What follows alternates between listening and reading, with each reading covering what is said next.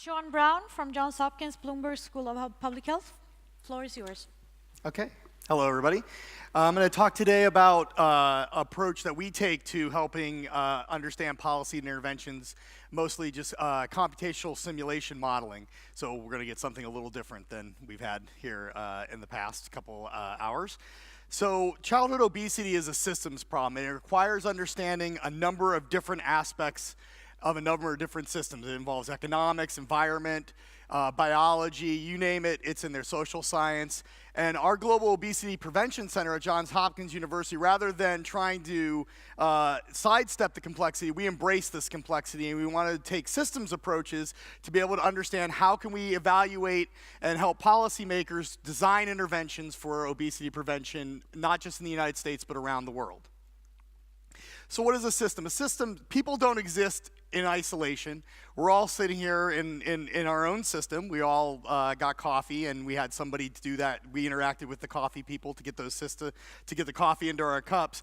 And our systems are very complex, and we have social, political, environmental systems. And not only do we exist to many different systems, but they're all interacting. And so we want to try to make sense of some of these systems and how they interact and how they play with each other, so that we can actually understand how our different interventions will affect the individual as well as the system in general. So there's some dangers in not taking a systems approach when looking at things like obesity prevention or any other public health issue. You have the potential of, creating band-aids and not solutions, having unsustainable solutions, which is a big problem. Missing the secondary or tertiary effects that you didn't anticipate, unintended consequences, as well as, the world of public health is strewn with pilot projects that didn't succeed because they're very costly to do and very time-consuming. And so if taking a systems approach gives you another avenue to be able to test interventions and policies without necessarily have to do it in the real world. I'll get to that in a second. So there are a lot of different complex systems out there: transportation systems, manufacturing systems, financial systems, ecological systems, meteorological systems, aerospace systems. These all have one thing in common, that they've embraced modeling in order to help them understand the complexities of their systems. Nobody can understand in their head how airplanes all travel around the world all at the same time, but there's this big simulation model that people use to be able to say, okay, my flight's going to land 15 minutes late, so let's get all of the people at the airport to accommodate for that. And so what we're positing here is to use the same approach in public health and in obesity prevention, and that's create computational modeling, not that type of modeling, but computational models. So we're all modeling in our head now as I speak. In fact, the entire point of this conference is to enhance the model that you have of the world inside your head. So you watch these talks, people talk about, we just saw a very beautiful presentation on nudging. So you just learned about that intervention, and now it goes into your brain and it alters the model that you have of the world and obesity prevention in your head.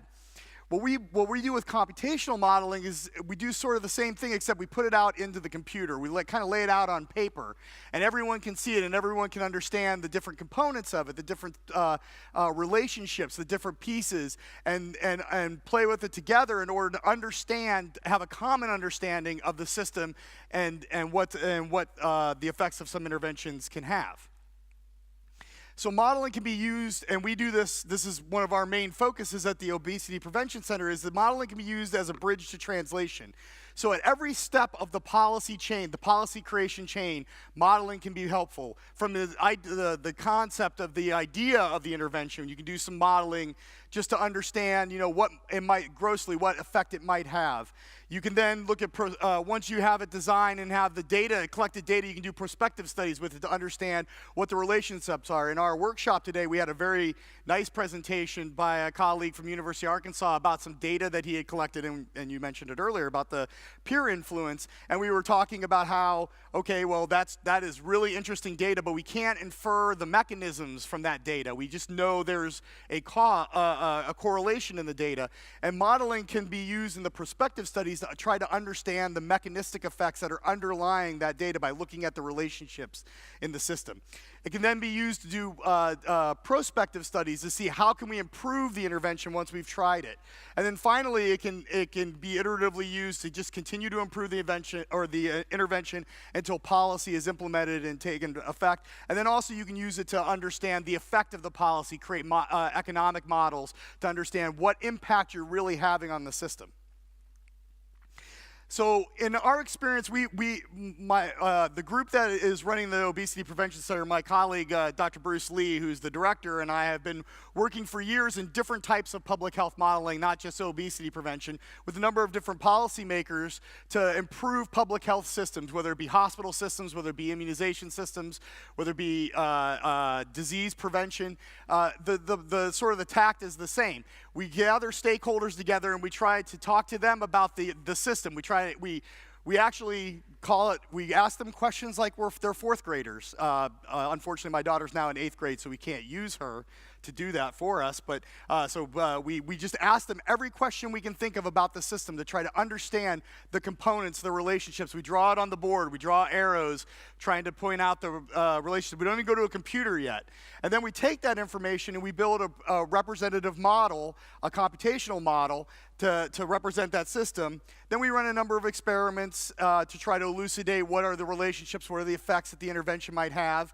Show that again to the stakeholders and then iterate. It's a very iterative process, and it's not that computational modeling replaces decision making. It doesn't replace humans in the decision making or policy development process. It's another tool to help you understand how your intervention can affect the system. And it also provides an evidence-based, because you are building a system that you can test different interventions, test the different aspects of the interventions. If I want to do a labeling policy, for instance, I might be able to test, well, if I put it at supermarkets, is that going to be more effective? If I put it at corner stores, if I put it at gas stations, what will be my most effective bang for the buck? Things like that. So to pursue this in a more systematic way, our group has started to develop what is called an agent-based model, a virtual population for obesity prevention, VPOP, which is, if any of you have played SimCity, it's like SimCity. It doesn't look like SimCity. But basically what we do is we build a population of people, children, adults, communities in the computer. We put places in there. They go to work, they go to school, they go to do physical activity, they have eating choices, they go make those eating choices. We embed things like a metabolic model into each of the children to see how the caloric intake and the caloric outtake or energy expenditures affect their overall physiology. And then we use that to basically create a virtual population, a virtual reality of a geographic area, say Baltimore, for instance, which is where Johns Hopkins is at. And use that then to be able to then, once we have that canvas for which we can paint the obesity or the system in general of that area, we can drop an intervention in there and see how it might impact the system. And this gives us a very general way to do that. And we also can do this for a number of different geographic areas and a number of different interventions. So we're trying to build a very general framework to do this. So this is just I don't know if the movie will work. Well, this was a movie of that. Those people should be moving around. So I work on big supercomputers and complicated models, and I can't get a movie to work on a PowerPoint slide. Thank you, Microsoft. But anyway, so as I was saying, we are trying to take very care to make this so that it's very general and incorporating all those complex systems that I showed you in the first slide, and how do they interact with each other. So we're also trying to make it so that it's culturally adaptive, so we can take it to different geographic areas, different cultures, different societies, incorporating things like network modeling and such to be able to make it a very robust system for people, a virtual laboratory, if you will, for people to test their interventions, for policymakers to come to the table with their interventions and see what the real impact might be and how could we improve those interventions. So one example that we've done, and this is just one example, our Obesity Prevention Center works with a number of different stakeholders and organizations developing policy for obesity prevention. We were instrumental in the tax credit for urban farmers in Baltimore. The Baltimore City Council came to us and asked what could be the impact if we give a tax credit to people that are in vacant lots and have them turn those into farming land for producing fresh fruits and vegetables for the community.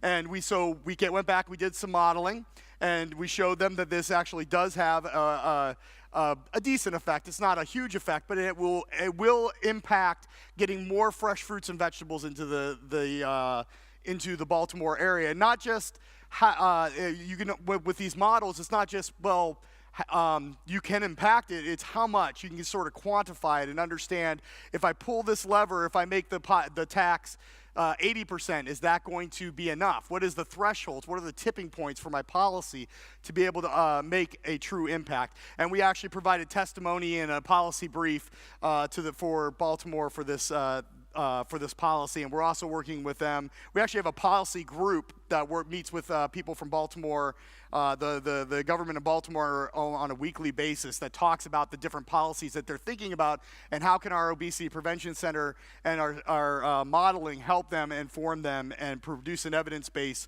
for getting those policies enacted into action. This is just a picture of our system science core, a number of people, and it takes a wide variety of multidisciplinary people to do this kind of work. For instance, I'm, believe it or not, a PhD in quantum chemistry, which actually sounds made up. It doesn't sound like a real degree, but thankful to these folks for doing the real work, and thank you for listening. And you can follow us. This is our website. You can follow us on Twitter and Facebook, and happy to take questions. You notice that the speed of world-famous experts per hour is sort of incredible here.